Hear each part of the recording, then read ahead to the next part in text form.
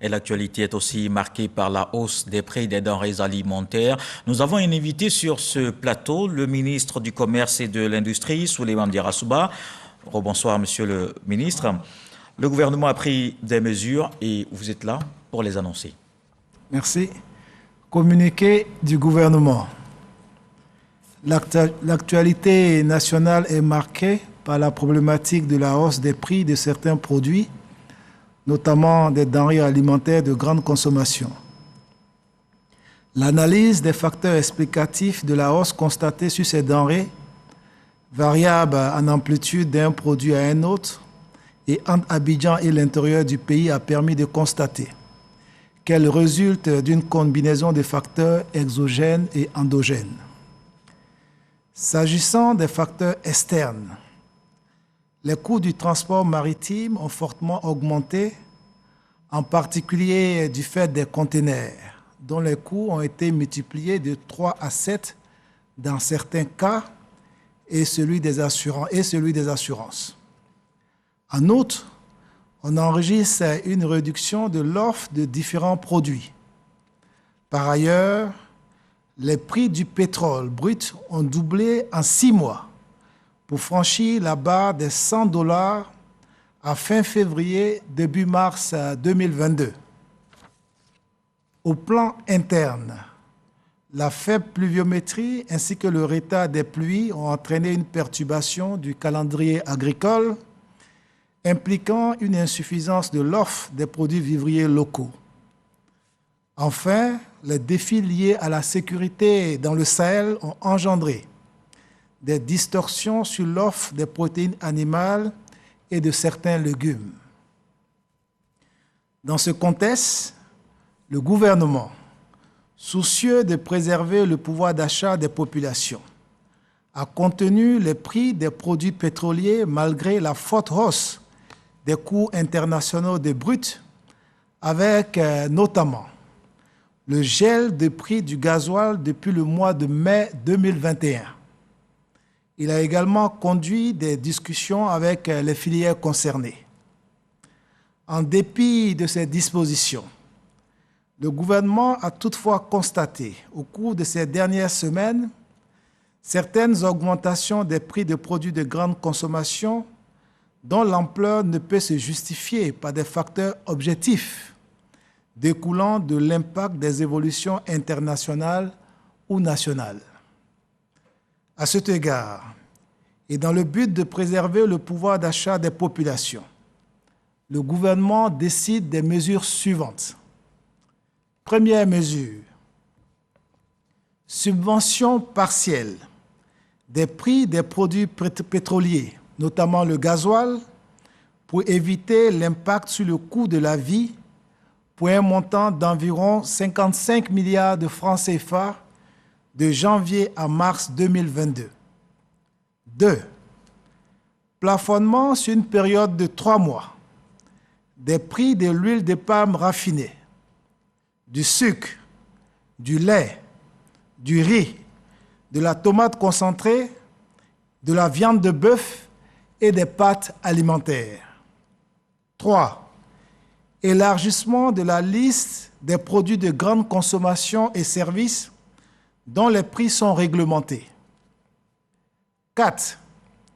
Instauration du principe de l'information préalable et de concertation avant toute augmentation de prix des denrées de grande consommation pour une période de 6 mois. 5. Soumission à autorisation des exportations de produits vivriers de grande consommation, notamment la banane plantain, le manioc et dérivés, c'est-à-dire la tchéké, le placali, etc., puis l'igname, le riz local, afin de garantir la desserte des marchés intérieurs. 6. Allocation d'un appui financier aux acteurs du vivrier, afin de faciliter l'approvisionnement des marchés. 7. Démantèlement immédiat des barrages routiers illégaux et information des acteurs économiques et des populations sur les barrages réguliers. 8. Intensification de la communication en vue d'informer les consommateurs sur les prix pratiqués, la disponibilité des produits de grande consommation et l'évolution des coûts des produits et intrants sur le marché international. 9. Renforcement de la surveillance du respect de l'affichage et des prix des produits réglementés. Le gouvernement maintiendra la veille et poursuivra la concertation avec l'ensemble des acteurs pour la mise en œuvre de ces mesures. Il prendra les dispositions nécessaires pour renforcer l'offre nationale de produits vivriers et de protéines animales et halieutiques afin de préserver le pouvoir d'achat des populations. Fait à Abidjan le vendredi 4 mars 2022 pour le gouvernement Souleymane Diarra-Souba, ministre du Commerce et de l'Industrie. Je vous remercie. Merci, Monsieur le ministre, mais j'ai juste quelques questions avant de vous laisser partir. Est-ce que toutes ces mesures rentrent immédiatement en vigueur? Toutes les mesures, en fait, que je viens d'annoncer du gouvernement rentrent en vigueur, mais comme vous le savez, par rapport à nos procédures habituelles, vont être formalisées par acte réglementaire lors du Conseil des ministres du mercredi 9 mars prochain.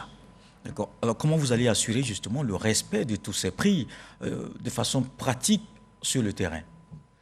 Comme vous le savez, nous travaillons en fait de concert avec les différents acteurs.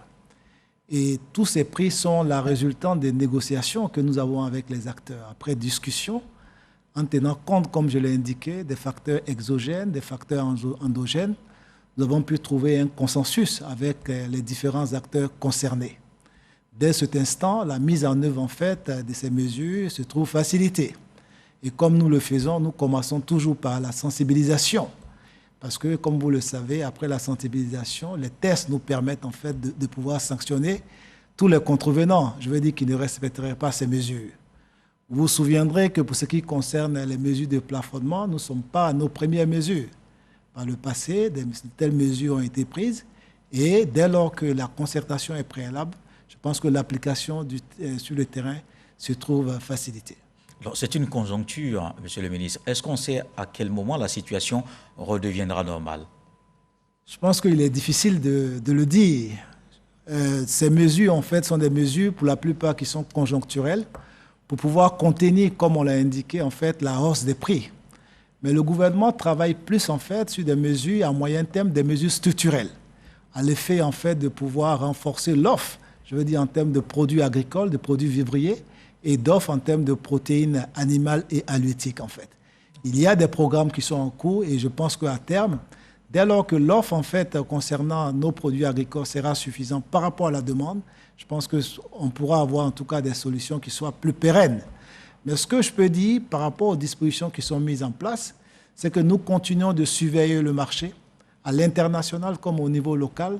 Nous continuerons de parler avec les différents commerçants, aussi bien nationaux qu'internationaux, à mettre en œuvre toutes les dispositions qui devront leur permettre, en tout cas, c'est vrai, de mener leurs activités, mais que les produits qui sont vendus sur le territoire national soient vendus à des prix abordables, tout en leur permettant de faire des affaires. Alors, Monsieur le ministre, vous avez annoncé la mise en place d'une allocation pour les commerçantes du vivrier. Est-ce qu'on sait la cagnotte qu'il y a dans cette enveloppe? Je pense que cette cagnotte sera précisée lors du prochain Conseil des ministres, en fait. Donc, le gouvernement a décidé, en fait, d'accompagner, en fait, les femmes du vivrier, aussi bien dans l'achat des différentes productions en amont et également tout ce qui concerne le transport des produits de l'intérieur du pays vers Abidjan. Merci. Tout ceci, en fait, pour le bonheur des consommateurs, parce que, in fine, tout ceci devra avoir un impact, en fait, sur la baisse des prix dans nos différents marchés et continuer surtout d'assurer la disponibilité des produits sur tous nos marchés. Et je pense que cela est important. Merci, Monsieur le ministre. Je rappelle que Souleymane Diarra-Souba, le ministre du Commerce et de l'Industrie, était sur ce plateau pour annoncer la mesure du gouvernement pour lutter contre la vie